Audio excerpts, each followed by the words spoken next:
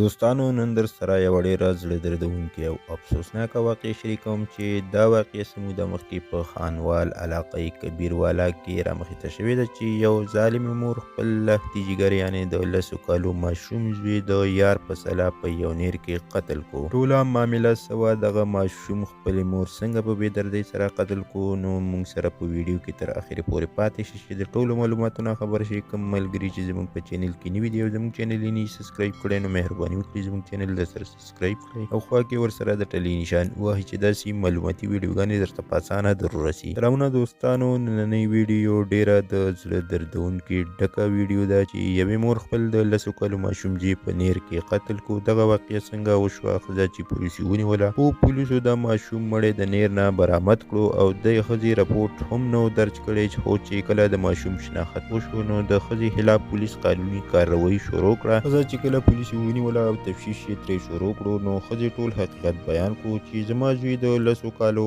او دغه زما د کور سره زما یو دکان و چې هغه مې خاوند په کرایه یو درزي له ورکړی و. کله زما خاوند وفات شو نو زما د خاوند 3-4 کاله کېږي نو زما د درزي سره یارانه شوه. نو دغه درزي به زما کور ته راتلو او زما زوی به ویل چې دا به کور ته نه راځي. نو په دغه خبره مونږ مشوره وکړه چې دغه به یو خواته نیر کې گزار کړو نو پته به ونه لګي او چرته چې یو خواته به یې اوبه یوسي. ملګرو د خانوال پولیس د یوې ښې کارګردګۍ په وجه دواړه مجرمان ونیول شو. ملګرو داسې موریانې چې د خپل شهوت پوره کولو لپاره خپل د زړه غوښې د خپل لاسه قتل کوي، هغه هم له یار په مشوره. نو دوستانو الله پاک دې داسې خلکو ته هدایت وکړي او حکومت له پکار دي چې داسې خلکو ته سخته سزا ورکړي چې د یوې عبرت مثال جوړ شي. دوستانو زمونږ ویډیو تر دې ځایه پورې وه چې در سره مو شریکه کړه. او که ویډیو مو خوښه شوې وي لایک شیر کړئ، چینل در سره ضرور سبسکرایب کړئ. مننه کوم چې ویډیو مو را سره تر اخرې پورې وکتله او د بلې ویډیو پورې د الله په امان.